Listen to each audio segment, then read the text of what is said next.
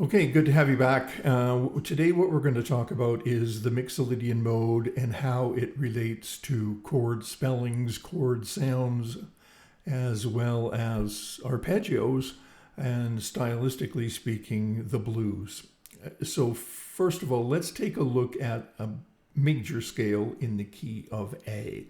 So I'm just playing a major scale in 2 octaves.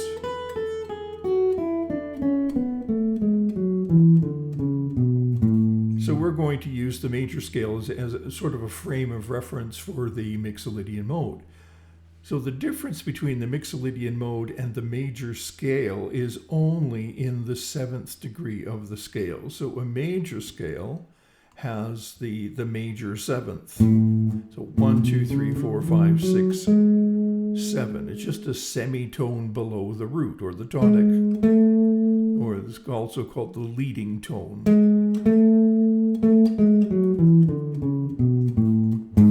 There it is down at the bottom octave. Okay, major scale. Now if we play a Mixolydian mode, everything remains the same. All the other scale degrees remain the same except the 7th, which is now lowered. Now let's take that through 2 octaves.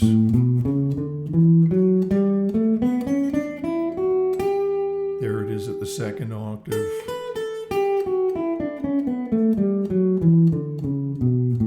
And then here it is at the bottom octave. So as you can see and hear, it's a tone below the root now, right?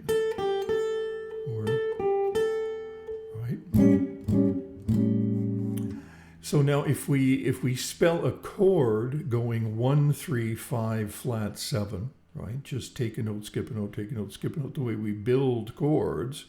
If we build a chord, the one chord, meaning the A, whatever chord it's going to be with the Mixolydian mode, we go 1, 3, 5, flat, 7. I'll take it through 2 octaves. 1, 3, 5, flat, 7. 1, 3, 5, flat, 7.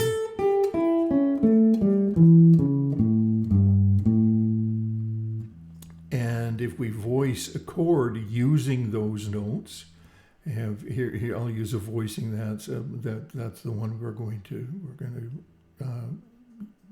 default to, if you will. We have the 1, flat 7, right, the 3 in the next octave, and then the 5 on the 2nd string.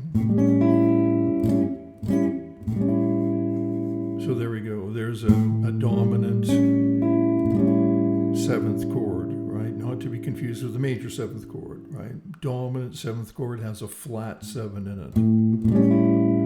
And the dominant 7th chord is going to be the most, common chord sound for a 1 chord in a blues, right? All right.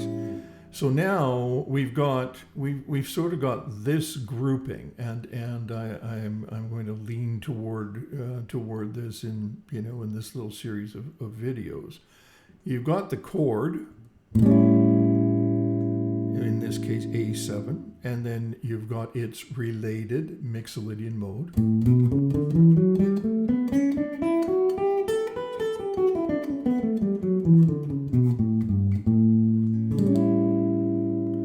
If we do the take a note, skip a note thing, you're going to have the arpeggio.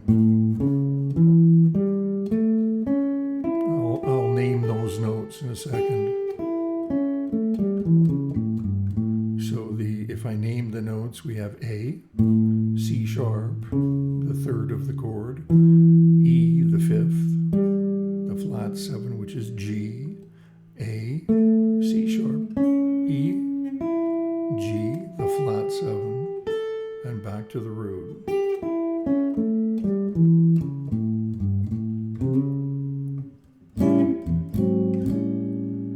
All right, now, so I guess what we're talking about here is how to conceptualize the fretboard and sounds, generally speaking, when you want to improvise.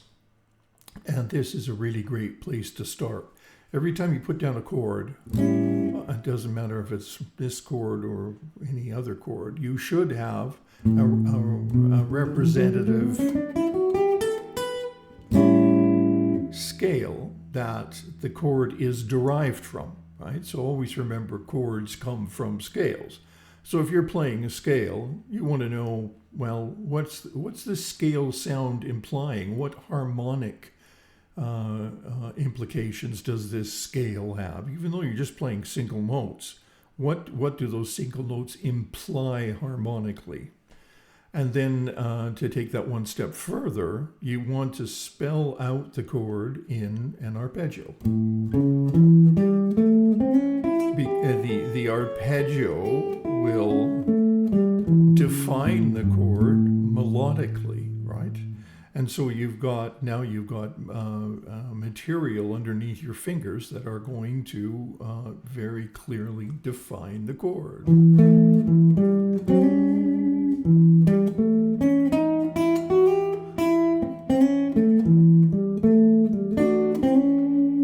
Right, I'm just trying to stick right to the arpeggio. I had a little neighboring note down there.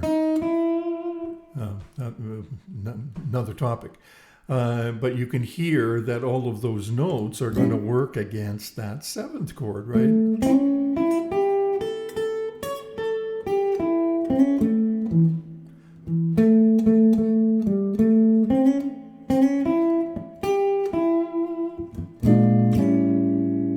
I'm not using any colors. I'm not using any ninths, no 13ths, no blue notes. Right, those are all on another video, another topic as we move on. So just to recap, a Mixolydian mode, you should consider that a seventh chord is derived from the Mixolydian mode. The Mixolydian mode is like a major scale, except it has a lowered seventh, a flat seventh. It's still a major sound, but with that bluesy a flat seven, so that you can derive the dominant seventh chord directly out of the Mixolydian mode, and the same holds true for the arpeggio. Mixolydian mode, arpeggio.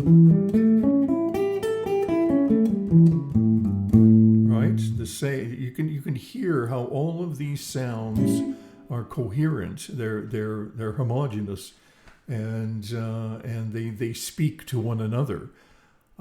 So we have a linear representation in the scale, a more melodic and representation within the arpeggio, and then we have the harmonic qualities of the notes of the arpeggio all put together, right?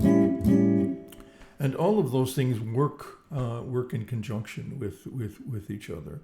So that doesn't matter if we're looking at an A7 chord or a D minor 7 flat 5 or a 13 flat 9.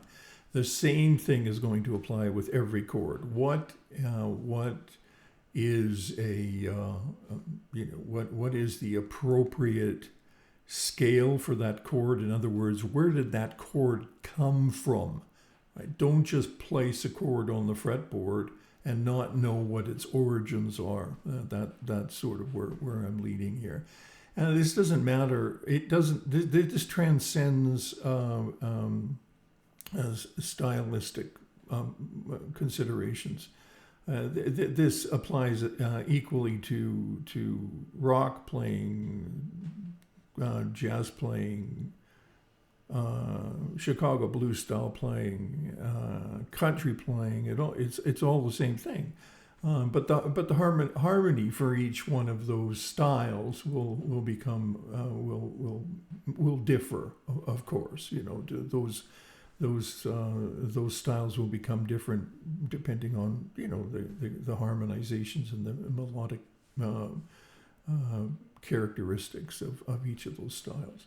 but that doesn't change your conception of the fretboard, right? So just remember chord, the scale that the chord is derived from, and then the arpeggio of the scale. Yeah, so I think that's about it.